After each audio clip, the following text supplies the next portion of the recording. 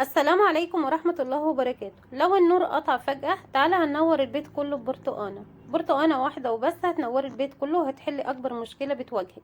ساعات كتير جدا النور بيقطع، ما بيكونش فيه شمع في البيت او التليفون فاصل.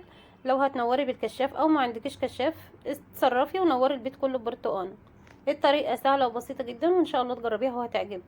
هنحتاج لبرتقانة نغسلها كويس جدا الاول، وبعد كده هنقسمها بالسكينة بالعرض بالطريقة دي. هنجيب المعلقه وهنبدا كده نفرغ قلب البرتقانه. حطيها كده ما بين القشر وما بين البرتقانه، عايزه اقولك هتخرج معاكي بكل سهوله. بس حاولي تحافظي على الجزء الابيض اللي في النص، لان هو ده فكرتنا النهارده.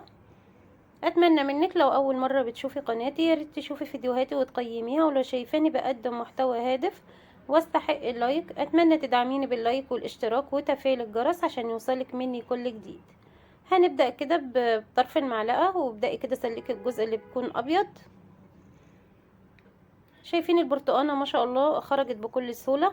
لو انت كنت عملتها بالسكينه كانت هتتبهدل معاكي، وكان ممكن تقطعي القشر، انما افضل طريقه تخلي بيها البرتقانه او تطلعي قلب البرتقانه هي المعلقه. الفكره جميله جدا يا بنات وفعلا تستحق التجربه.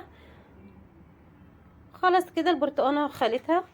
دلوقتي هخلي الجزء التاني وهنرجع نشوف الجزئين مع بعض.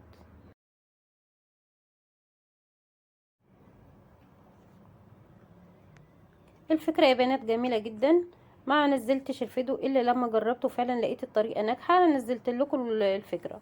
خلاص كده بعد ما خليت البرتقانة بالطريقة دي، شايفين البرتقان خرج سليم زي ما هو، تقدري تاكليه او تقدميه لاولادك بالطريقة دي، او تقدري كمان تعمليه عصير في الخلاط هيبقى جميل جدا. دلوقتي هنجيب الجزء اللي هو فيه الجزء الابيض، وهنبدأ نضيف فيه حوالي 3 معالق من زيت الزيتون، وحاولي كده تخلي الزيت يجي على الجزء الابيض اللي في النص ده، لان ده هو فكرتنا النهارده وده اللي هنشتغل عليه. خلاص هركنها كده لمدة دقيقة واحدة بس بالزيت. تعالى ما نشوف هنعمل ايه في الجزء التاني. شايفين انا الجزء الابيض ده باخده كده بحطه في الزيت بحيث يتشبع من الزيت.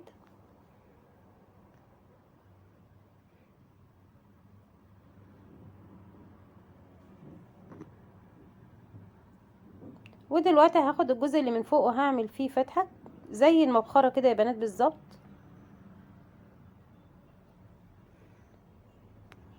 بكل سهولة كده تفتحي فتحة صغيرة. وخلاص كده البرتقانة بقت جاهزة معايا. تعالوا كده نشوف الخطوة التانية ايه. هجيب قطعة صغيرة جدا من القطن، وهنبدأ كده نلفها على الجزء الابيض ده، لاني لو ولعنا في الجزء الابيض ده مستحيل، ومن رابع المستحيلات ان يولع، لان الجزء ده طبعا فيه ميه ورطب، مستحيل طبعا النار تمسك فيه.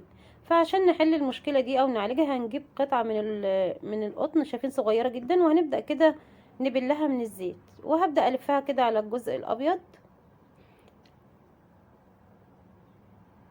وبعد كده هنولع فيها، هتلاقي النار مسكت كده في القطنة بكل سهولة، وكده عملتي احلى شمعة هتنور البيت كله. فعلا طريقة جميلة جدا. لو تفتكري زمان ايام اهالينا كده زمان، كان القطن ده كانوا بيعملوه زي الفتيل كده او الفتيل، مش عارفة كان اسمه ايه بصراحة، وبيولعوا فيه لما النور يقطع، كان بيولع وكان جميل جدا، وكان ممكن يستمر طول الليل قايد ما كانش بيطفي.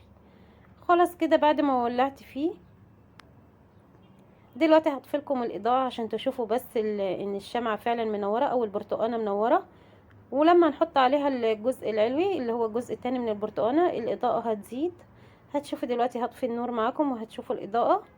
شايفين بعد ما طفيت الاضاءه ما شاء الله والله العظيم فعلا اقسم بالله كانت منوره، وكانت فكره ناجحه مليون في المية. شايفين الاضاءه زادت. لما كمان بتحط الجزء العلوي كده بيديكي زي الوان جميله جدا، الوان البرتقانه دي بتبقى تحفه، وكمان ريحتها جميله جدا. ان شاء الله تجربي الفكره وتعجبك، ويا ريت لو الفيديو عجبك لايك كتير واشتراك في القناه وتفعيل الجرس عشان يوصلك مني كل جديد. وفعلا اتمنى ان انت تجربي الفكره دي، وان شاء الله هتنجح معاكي بنسبه مليون في المية، لان هي فعلا فكره ناجحه. لو الفكره فشلت معايا كنت هطلع اقولك فكره فاشله وما تعمليهاش زي ما انتم متعودين مني على الصراحه، انما دي فكره ناجحه بنسبة مليون في المية، وان شاء الله تجربيها وهتعجبك جدا. واشوفك في فيديو جديد، ومع السلامة.